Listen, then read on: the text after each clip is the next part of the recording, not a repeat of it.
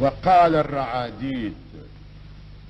الرعاديد قوم رعاع، وقال الرعاديد قوم رعاع مجانين تجري وراء الخيال.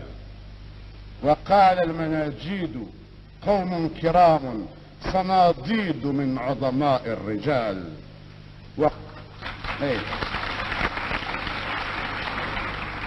وقال المناجيد قوم كرام صناديد من عظماء الرجال. وقال الفرنسيس بئس المصير إذا القوم لم يمحقوا بالنكال. وقال الأولى ناصروا حسبنا سنقضي على لعنة الاحتلال. Les principaux ports algériens aux ports méditerranéens français, les grands transports maritimes ont maintenant recommencé de tisser cet écheveau de relations continues qui font profiter la France des dons particuliers qu'une généreuse providence a dispensés à la terre algérienne. De décembre au milieu d'août, les quais de Marseille, la rade de Sète, éternellement inondée de soleil, les bassins de Port-Vendre voient arriver les puissantes unités de cette véritable escadre commerciale qui apporte en France, et de là souvent plus loin, d'énormes quantités de fruits et de légumes frais.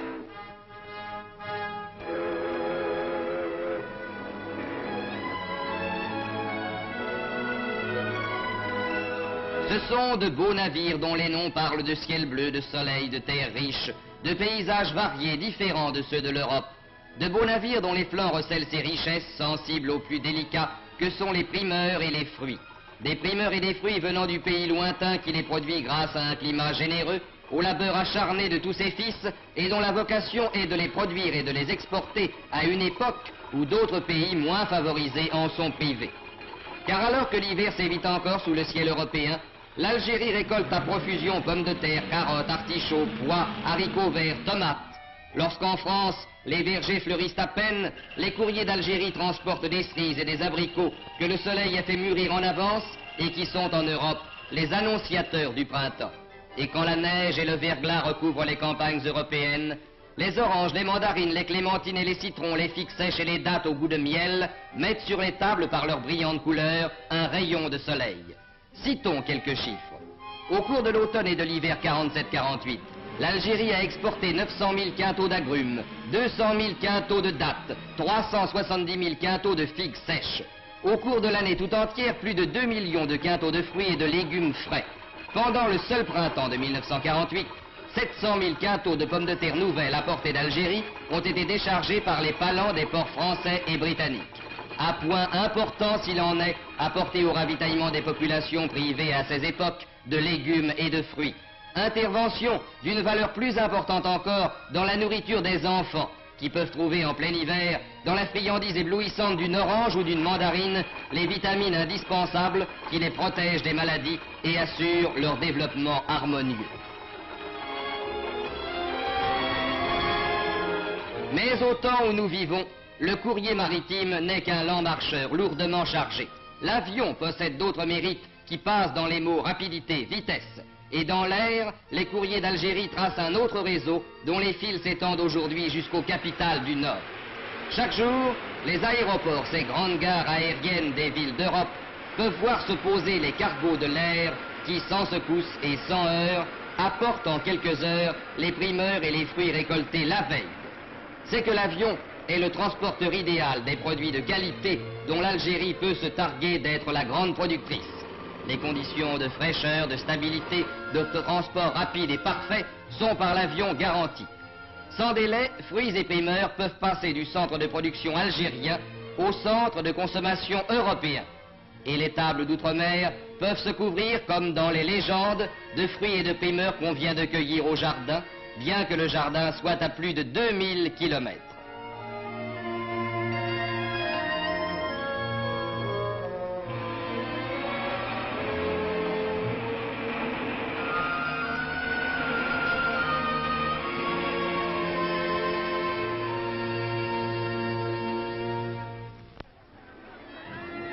Les Halles, qu'un auteur célèbre a si pittoresquement nommé le ventre de Paris, ont vu nécessairement une part de leur activité s'orienter vers les produits d'Algérie. Paris mange beaucoup et Paris aime bien manger. C'est pourquoi on y voit apparaître l'apport, chaque année plus important, des vergers et des cultures algériennes.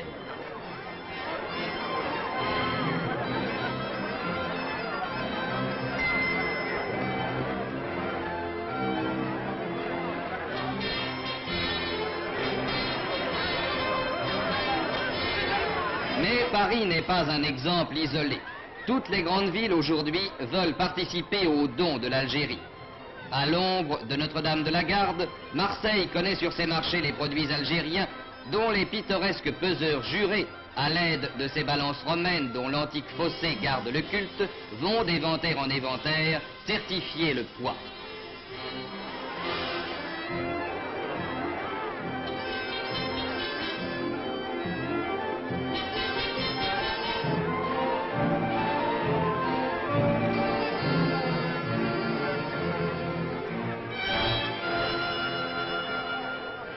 À l'ombre de l'église de Fourvière, Lyon aussi voit se répandre sur ses marchés aristocratiques ou populaires les plantureuses richesses de la terre algérienne.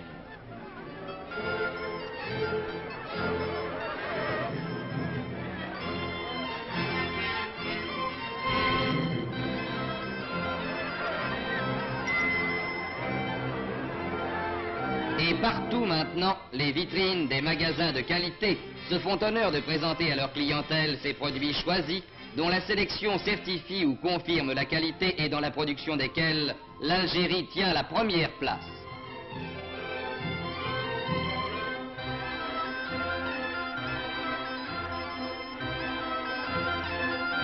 À ces détails riches de couleurs qui ajoutent au spectacle de la rue dans les grandes villes, s'en ajoutent d'autres plus familiers et plus sensibles. Le don de l'Algérie, c'est aussi cette scène classique des jardins publics. C'est aussi cette orange dans une petite main, cette joie dans les yeux d'un enfant.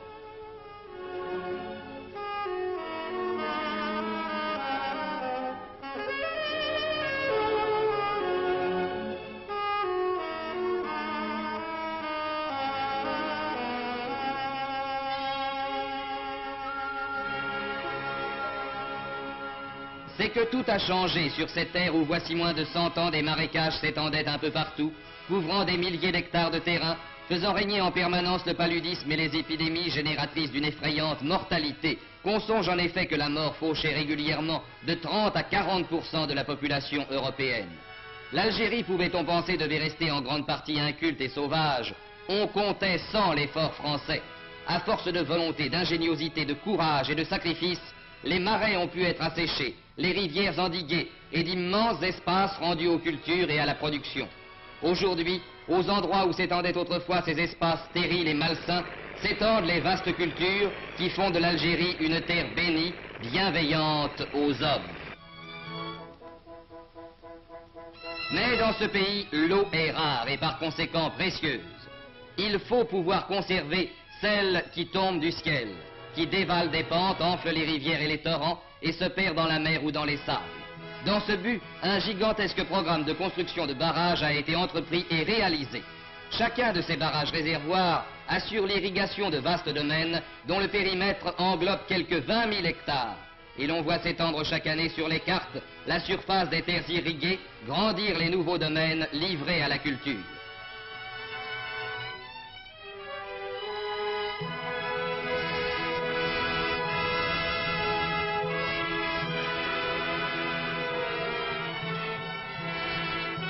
Derrière les constructions cyclopéennes de cet ensemble considérable, dont le modernisme et l'importance confèrent à l'Algérie l'une des premières places dans le domaine de l'équipement hydraulique, l'eau des torrents peut s'accumuler pendant la saison des pluies pour être réservée et employée à bon escient au temps de la sécheresse. Un système étendu de conduites de toute taille, allant du large canal à la simple rigole d'irrigation, s'étend et se diversifie dans le périmètre d'action du barrage pour assurer la fertilité des terres. Ainsi, dans ces plaines fertiles, dans ces vignes immenses, l'Algérie recueille-t-elle aujourd'hui les fruits des efforts prodigieux de tous ses fils, venus de la métropole ou nés dans ce pays, qui communient dans le labeur fécond et l'activité créatrice. Mais à côté de ces immenses domaines, voués à des productions de base, l'Algérie devait bientôt s'apercevoir que son sol lui assurait d'autres gages de succès. Sa fertilité et les particularités du climat lui promettaient d'autres destins que ceux d'une Beauce ou d'un Languedoc, terre vouée aux cultures industrielles du blé ou de la vigne. L'Algérie, elle, pouvait se diriger vers la qualité. Et la vendange n'est pas seulement ici la cueillette brutale des grains destinés au pressoir, mais le ramassage plus délicat des chasselas qui peuvent rivaliser avec ceux des treilles les plus célèbres.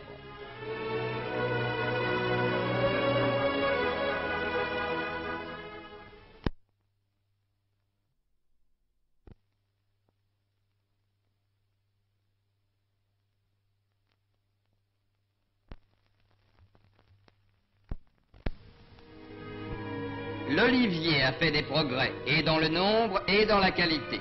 Car l'olive n'est pas seulement la pulpe qui produit l'huile la plus parfaite et la plus parfumée, mais aussi le fruit qu'on trouvera au début du repas sur les tables bien servies et qui activera l'appétit.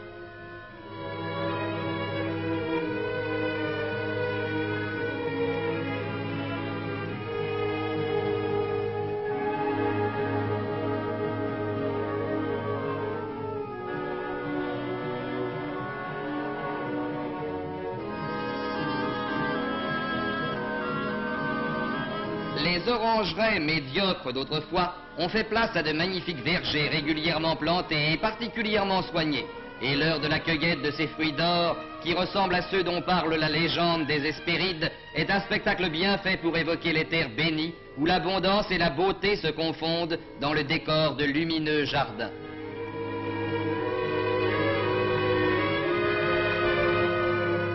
Belle et généreuse terre d'Algérie, qui présente toute une gamme de fruits, depuis les grappes vermeilles ou rubicondes d'un nouveau canam et les oranges qui mettent leurs taches d'or dans le feuillage vert des arbres qui les portent, jusqu'aux bibas ou nèfles du Japon, à la pulpe juteuse et parfumée, fille du soleil importée de l'Extrême-Orient.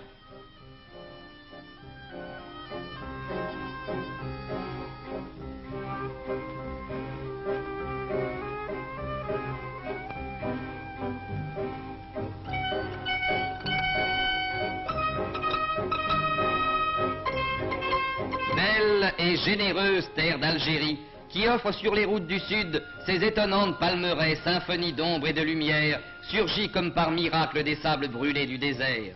Comme les colonnes d'un temple gigantesque aux innombrables nefs, les dattiers lancent vers le ciel leurs troncs hiératiques et semblent offrir au soleil, en témoignage de reconnaissance, pour la vie ardente qu'il leur donne, les régimes de fruits sucrés qu'ils portent, dont l'abondance fait la richesse et la joie des populations.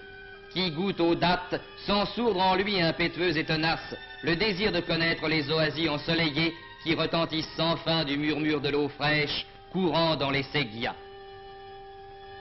Belle et généreuse terre d'Algérie, qui offre au sortir de l'hiver les cerises écarlates des étés d'Europe.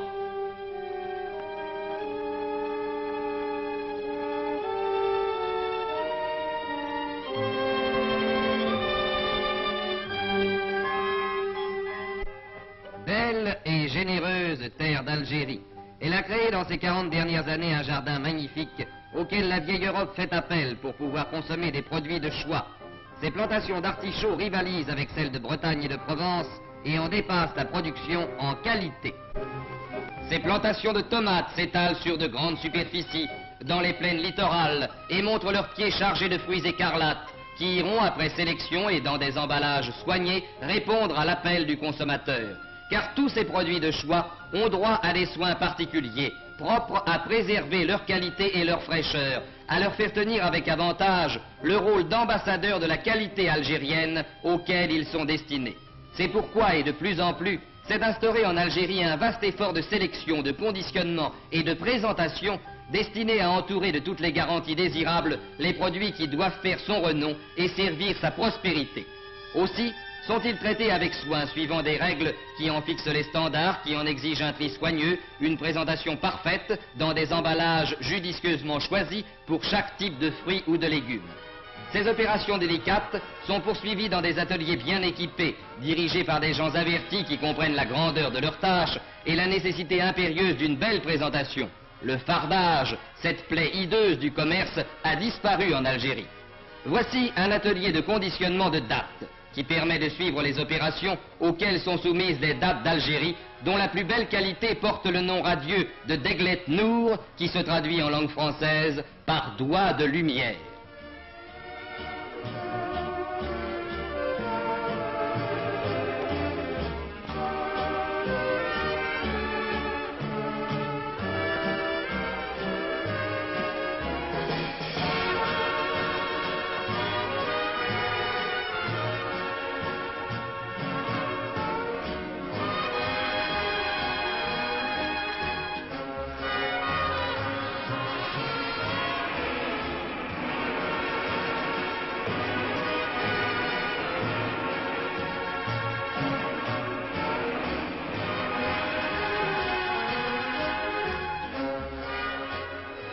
Voici pareillement des ateliers où sont traités les oranges, les mandarines, les clémentines, lavées, séchées, brossées, calibrées mécaniquement, triées et emballées avec soin dans des caisses ou des cajots.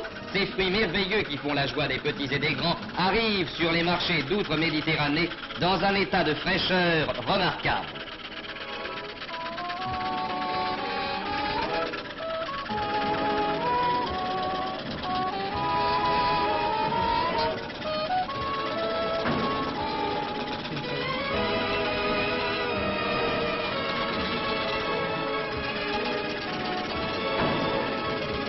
Les autres fruits, nèfles, cerises, abricots, prunes, raisins, chasselas, sont traités avec les mêmes soins, avec, peut-on dire, le même amour, avec le désir ardent qu'ils arrivent à destination en parfait état pour la délectation du consommateur lointain auquel ils sont destinés.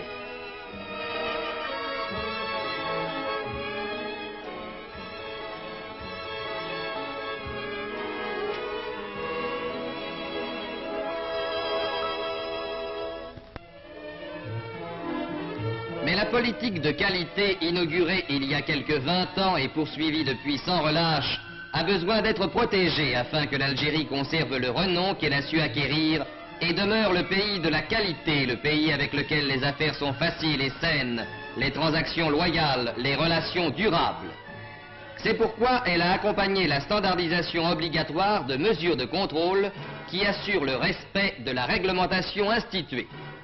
Ces mesures de contrôle entrent dans les attributions des fonctionnaires de l'Office algérien d'action économique et touristique, plus connu sous le nom d'OFALAC, et qui est placé sous la haute autorité du gouverneur général de l'Algérie.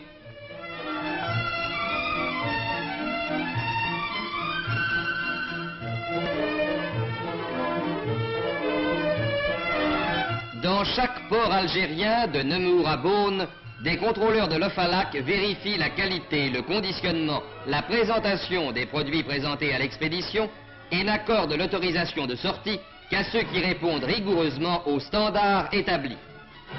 Et c'est pourquoi, grâce à l'ampleur et à la sévérité de ces mesures, à la mise en pratique d'une réglementation stricte, l'Algérie, après avoir amélioré hautement sa production, continue chaque jour à développer la place qu'elle a prise dans l'exportation des produits de qualité. C'est pourquoi, qui consomme les fruits et les légumes d'Algérie qui partent chaque semaine par milliers de quintaux pour traverser la mer, ne peut discuter la valeur de l'aliment de choix qui lui est proposé. C'est pourquoi chaque consommateur a l'assurance d'acquérir un produit dont la qualité, la présentation, l'emballage ont été rigoureusement contrôlés.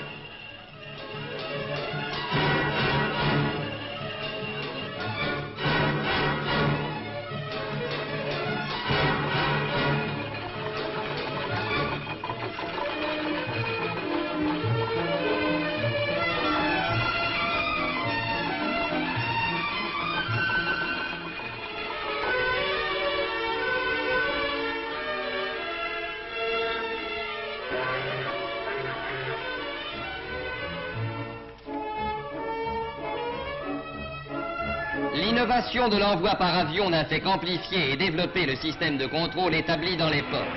Chaque aérodrome, comme chaque port, a ses contrôleurs vigilants dont les sondages décident de l'arrêt d'une expédition entière. Risque énorme que ne peut courir qu'un expéditeur peu consciencieux. Risque énorme, toujours suspendu, qui garantit au consommateur lointain la qualité du produit qu'il achète et conserve à l'Algérie l'attachement de ses clients d'outre-mer.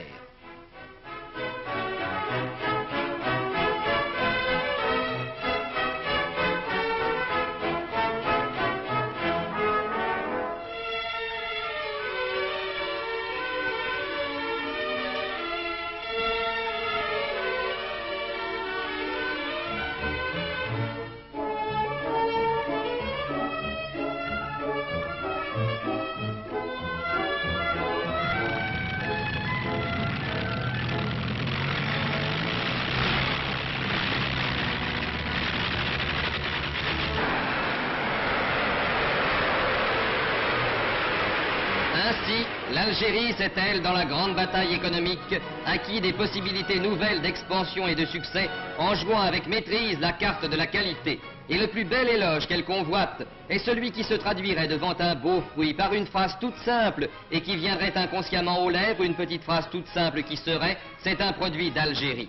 Cette petite phrase est en train de s'imposer parce que par la volonté et les efforts de tous ses fils, l'Algérie est vraiment devenue le pays de la qualité.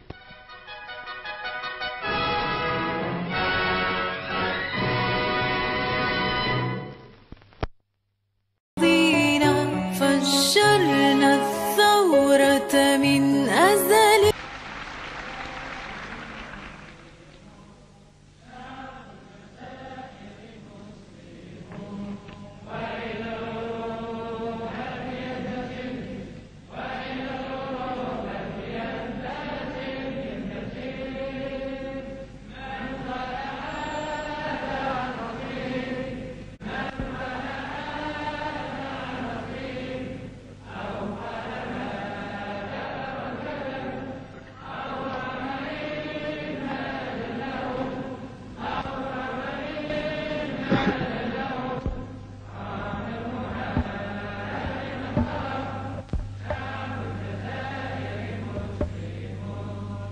والجزائر